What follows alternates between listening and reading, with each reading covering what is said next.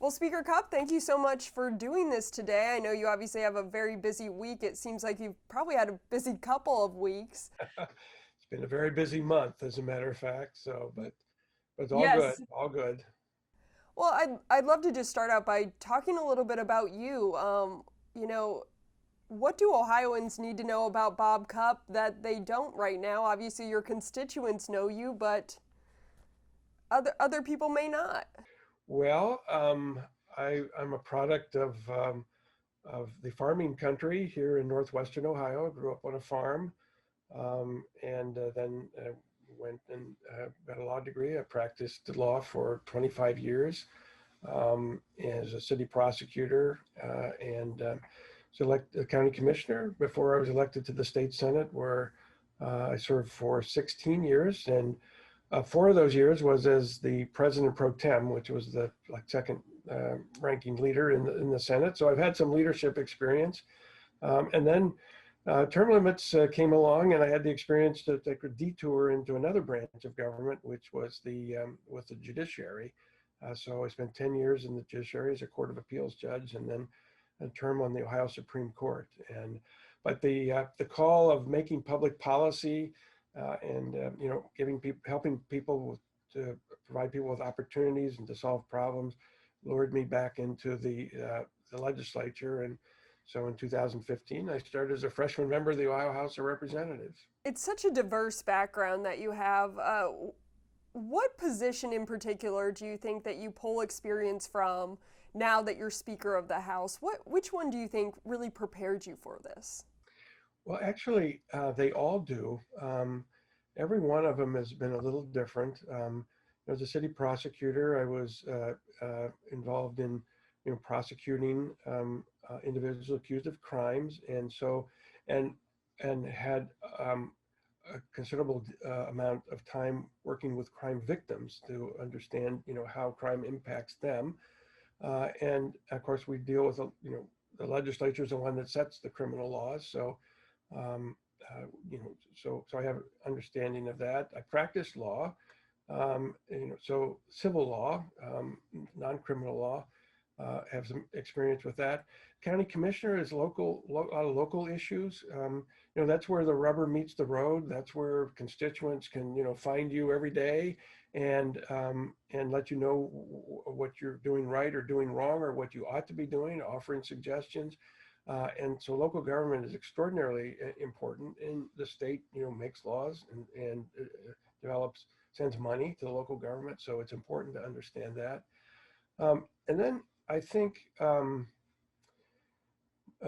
I once you serve in the judiciary and you have to interpret and apply the laws that the General Assembly makes, you begin to understand that things that it could be better, so that it helps the court system make better decisions as they apply the law in individual cases. The laws, need to be clear, and they need, because the judges have to figure out what the legislature intended just by reading the black and white of the law. So it all has to be clear so that the legislature's intent can be um, um, ascertained by the court and then applied. So I think all of those, work together to help provide the experience, and I draw on all those all the time. What should Ohioans expect from you as far as your leadership take on things? It seems like everyone is a little bit different, whether it was former Speaker Larry Householder or Senate President Larry Obhoff.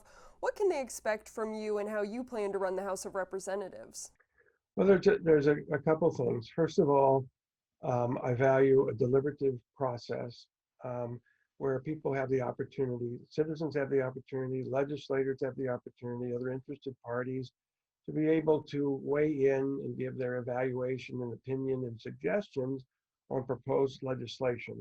I think that's really an important part of the democratic process, that you have this public participation, that people know what's going on, they make conscious decisions about what has been proposed. So process to me is very important. It's what makes the system run above board, I think.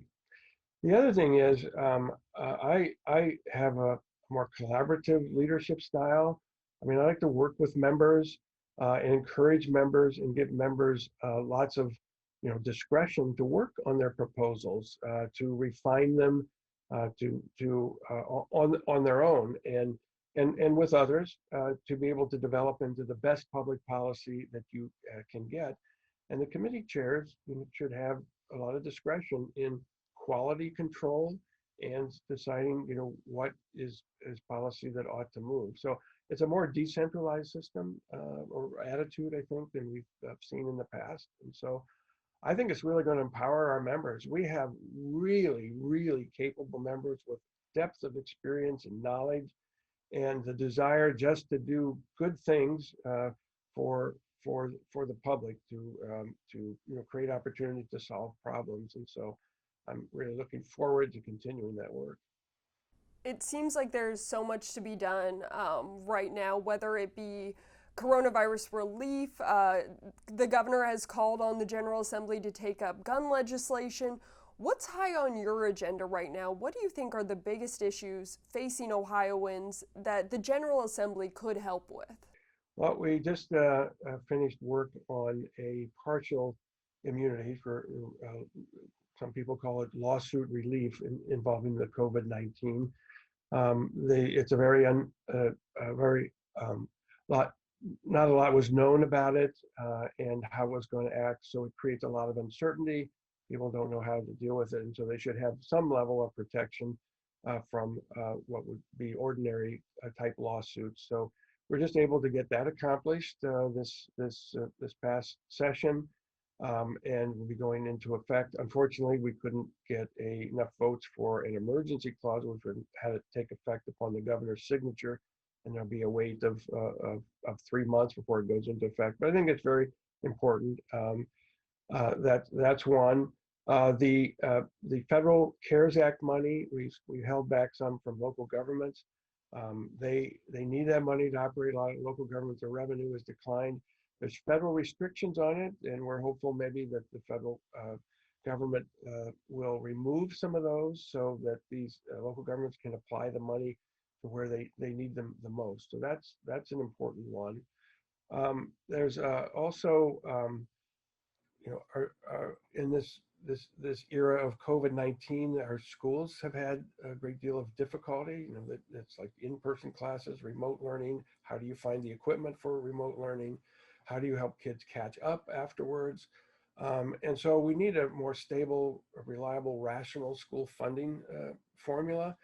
And there's been a lot of work done on that. There is a bill that's been fine-tuned. I'm hoping that maybe we can get that framework enacted this year. So when we do the new 2-year state budget next year, there'll be a more rational framework to put that money through, more predictable, more stable. And I know there's a great deal of support for that. So I'm hoping that will get through as well. So those are a few of the things we're dealing with, but part of the legislative process is there's always surprises that pop up, things you didn't expect, and you have to work with them and try to solve those problems. You brought up education there, and I know education is something that you've talked about is important to you, and obviously part of your capstone. How do we take care of education if we don't take care of broadband in this state? Obviously, a lot of students are facing those issues right now. Is that something on your radar, and is that something that the House of Representatives and the General Assembly in general can help with? It is a very important issue, and it's not just for schools. It's also for many parts of the state do not have access to broadband. So it really is a detriment to economic development, to mom and pop businesses that just need that to be able to run their business properly. So the House has passed House Bill 13, sponsored by Rick Carfagna, and that is a mechanism to help bring resources to the table, private resources, and then be able to put in the amount of money that will take it to the last mile, the last amount of money to make the project happen. So that is now in the Senate. We hope the Senate picks that up.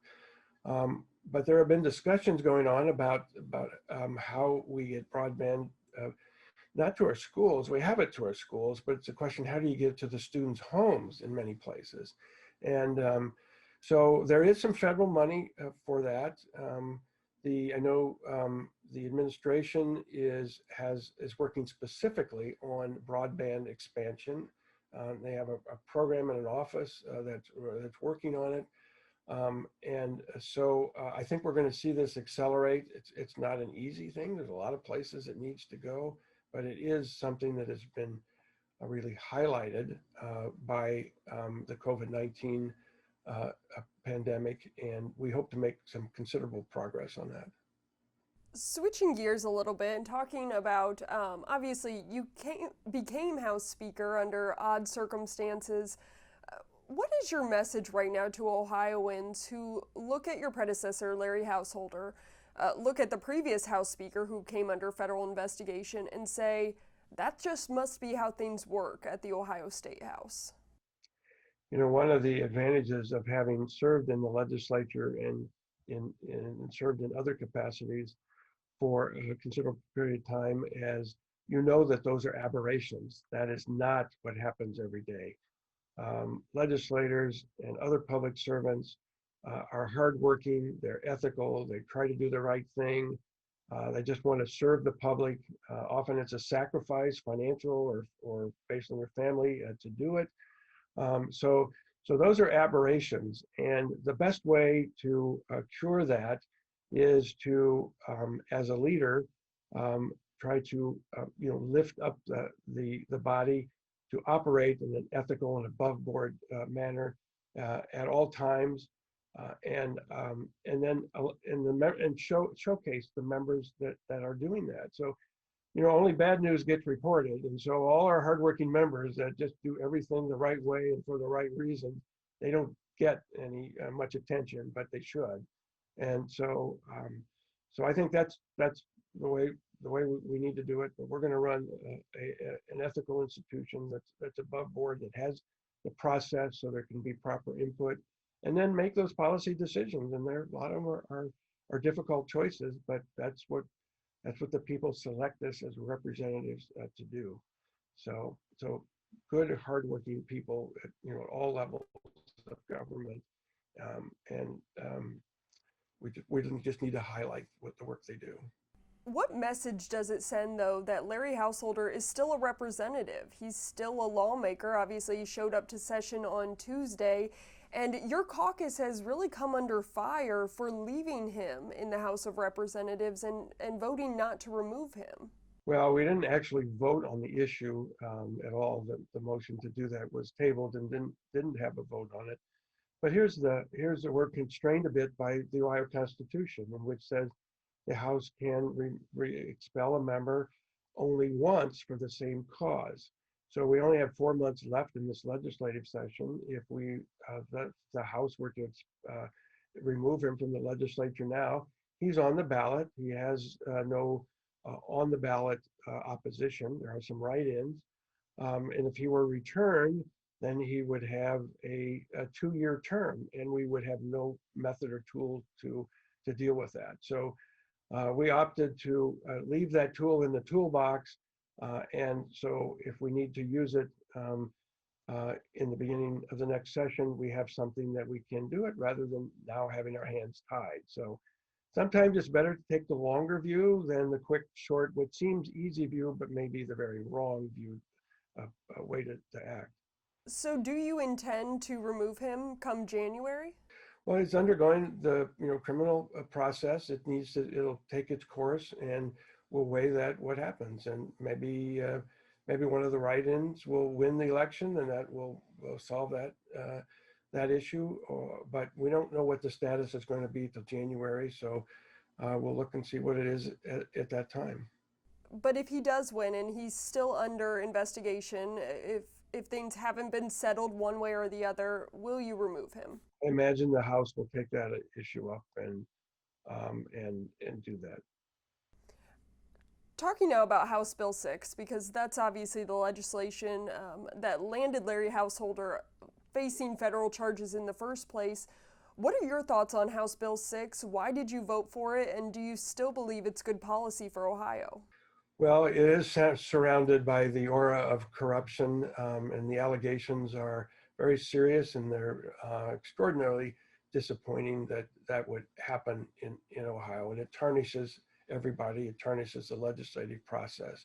So that bill itself obviously is tarnished by that process.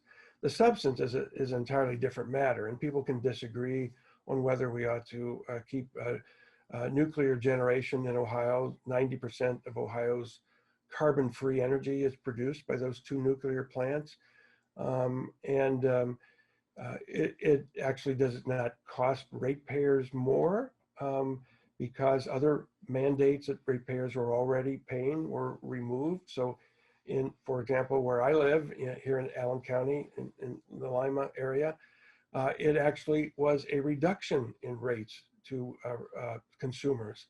And so we have to keep all those things in mind. And so what we're looking at, of course, is to repeal the old one, get rid of that, but also look at how do we replace that in an above board manner, the policy discussion in above board. If there's a straight repeal now, it literally will raise rates that consumers and businesses are paying.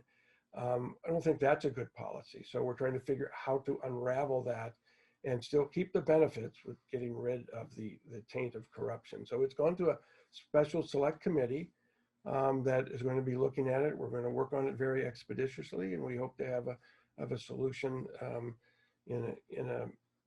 without much delay. So, with the replacement, do you want to see all of that bill come back, or are there parts of it that you believe could be left behind, or any changes you would like to make to the bill? I think since the time passed, since it's been enacted, I think there's probably a number of changes that could be made, ways of doing things, how you measure, what a nuclear subsidy should be, what you should do in terms of the mandate for just electric distribution companies to purchase renewable energy. So you have a clash of economic interests, and I don't think anybody should be fooled by what's going on. You have interests that want to sell their product, whether it's wind or whether it's solar or whether it's gas or whether it's nuclear or whether it's coal. They're all jockeying for the ability to produce more electricity. So there are other ways that this could be handled, and that's what the special committee is going to be looking at, and that's why it's important to have these discussions. Senate President Larry Obhoff said we should just rip it out. He did not support a replacement bill. He said, I don't understand what we would replace it with. How do you convince Ohioans that this is good policy when we now know that it possibly took a $60 million bribe to get it passed? Well, there may not be a replacement for it, but we're going to have the policy discussions in the open, and people can be able to weigh whether it's good policy or bad policy.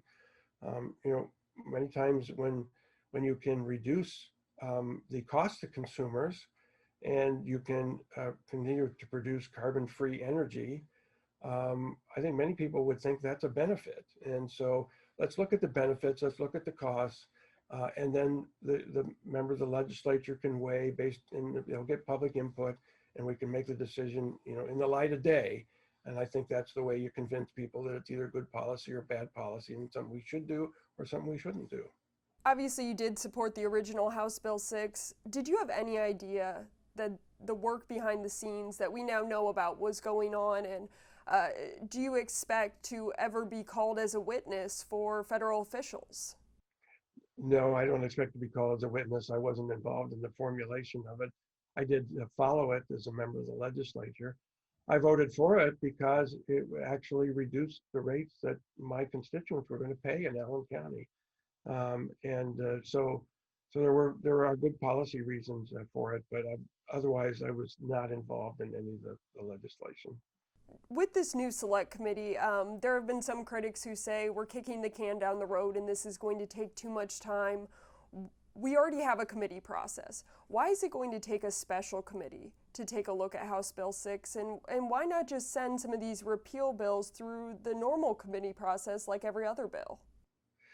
Well, because the bill came through those committees, and we think it's better to create something new, to take a look at it rather than going back through the same process that it did. So, again, it's another attempt, and the goal is to keep it above board and take a fresh look at it, as opposed to taking maybe the same look at it. And I believe my final question on House Bill 6 would just be, obviously many environmental groups would like to see the renewable energy portion of that bill taken out and not replaced. Do you have any interest in looking into renewable energies for Ohioans? And because many people have said that's what's going to cost us jobs was House Bill 6 and the fact that we are not welcoming renewable energies. Well, sure, we're going to take a look at it. That's why one of the reasons we're sending it to, a committee to have hearings on it and to be able to weigh those issues. Every time on my drive from Lima to Columbus, I see, new wind farms going up. I know there's solar farms going in. There's a considerable renewable energy that's being put in. And so I'm one of those that think we ought to have multiple sources of generation for electricity. Hey, I grew up on a farm, and so I learned don't put all your eggs in one basket, because if they all get broken, then you have nothing. And so we need a diversity of energy, and I think most people would agree with that. So we'll take a look at how to balance all those interests. Another topic now, obviously making headlines a couple weeks ago, members of your caucus have voiced that they would like to see Governor Dewine impeached. Your predecessor didn't have the best relationship with the governor. How is your relationship with Governor Dewine, and what are your thoughts on how he's handled the coronavirus crisis here in Ohio? I have a good relationship with the governor. We've known each other for a long time. Of course, since I served in the legislature, and so we have we can communicate with each other. We don't always agree. I mean, that's I think fairly obvious. My wife and I, we don't always agree with everything with the other, but we feel very good about being able to communicate these issues to the governor, and we want to continue that. But again, there's some members of the House have concerns with different parts of the health orders. I'm not going to sugarcoat that. Um, some believe it's not really tailored, to individual parts of the state, and it could be calibrated, better than that. And so and the other part is that this is an old statute that essentially delegates to the director of health, which essentially means, in reality, the governor, power to unilaterally do all those things. And most states have some check and balance on that. So after the initial period, the executive, the governor, needs to consult with the legislature, and the legislature has some formal influence in what those continuing policies would be. And so I think there's a great deal of support for taking a new look at how we've done this now. And some say that the statute, may go back almost 100 years. I'm not sure whether that's true, but it is a statute that is probably outdated. And so we'll try to work out all of those things in a way going forward. And in the meantime, we're hopeful that the virus and its problems can be resolved, once a vaccine becomes widely available, which we hope can happen early in the new year. You may not agree with Governor DeWine, but do you believe that these are impeachable offenses? And would you like to see him impeached?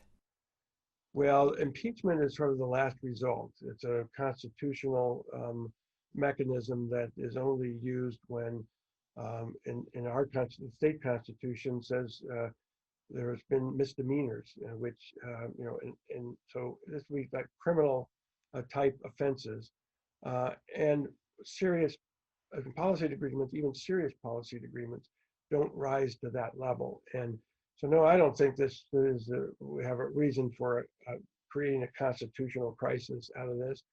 The legislature is going to pass what it needs to pass, one house or the other or both. That if things needs to be done, we're going to continue our communication with the governor. We're going to continue to really press for changes we think are necessary. I think that's the way you handle this, as opposed to rising to something that's a level of the constitutional crisis. We saw that in Washington, D.C., what happened. And, that is a really polarizing event. And that is, I don't think, something we need in Ohio. It's not going to be good for Ohioans. It's not going to be good for the operation of the government. But as I said, we do need to look forward about how we revise this statute, which gives the executive all of this authority. And we'll do that in due course when the time is appropriate. The night you were sworn in, Minority Leader Amelia Sykes said, "We don't trust any of them." You said that you would be reaching out with her to try to bridge the gap between the Democrats and the Republicans in the House. Have you spoken with the Minority Leader, and how is that relationship going? Yes, I've spoken with her, and we have spoken together, conversed several times. You have to understand that we are now 2 months away from an election, and people are different. The goal is different in this period of time. Historically, the legislature has not met during the months of um, July, August, and September in the election year. I think that would be a good policy to return to. I am fairly confident that while we have our disagreements now, that once the election is over, all members of the legislature will be able to come together, and that the minority leader and I will be able to develop a good relationship.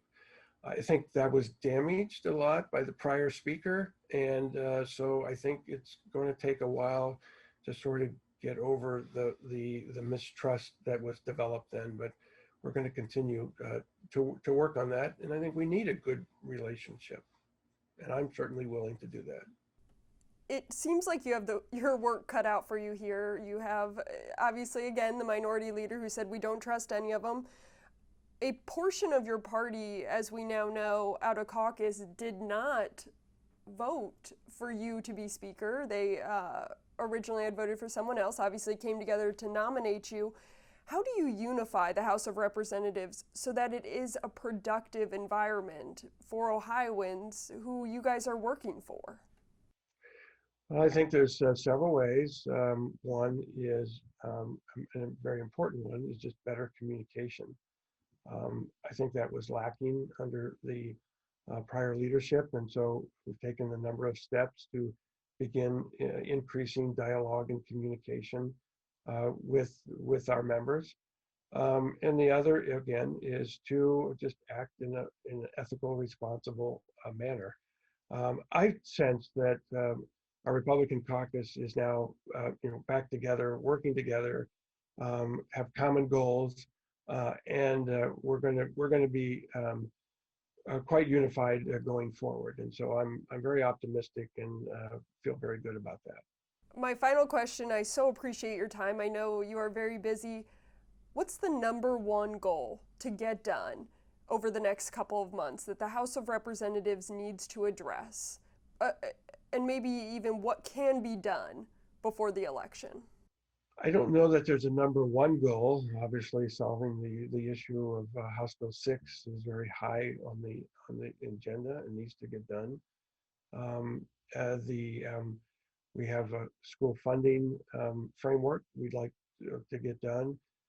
Distributing the remaining federal money to local governments is very, very important to do. We have some bills the House has passed that are over in the Senate. For example, the surprise billing, when somebody goes to get medical care and they think they're in the network for their insurance company, and they get a bill that is way beyond anything, and sort of essentially a surprise to them that may not be covered by insurance.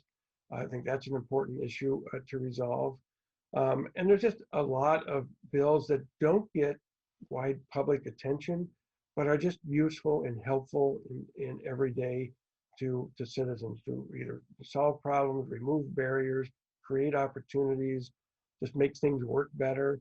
That is really, I think, the bread and butter of creating legislation to help ordinary people every day, even though it doesn't get much attention. Because, as you know, only the controversial things get attention. So we have a lot of those things to do in the post-election session, and we'll work through as many of those as possible. So we're looking forward to a really productive end of our session and then beginning of a new one where we can address things that were not perhaps taken care of in this session. So does that mean you plan to be speaker past December? It would be my goal to be speaker for the next session.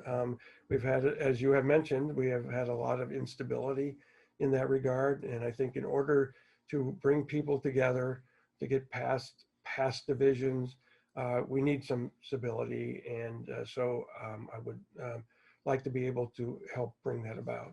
Thank you so much for your time today, Speaker Cupp. Again, I know you are busy, but I very much appreciate your candid answers. Was there anything else, any final parting thoughts that you would like people to hear? No, I think you've covered it pretty well.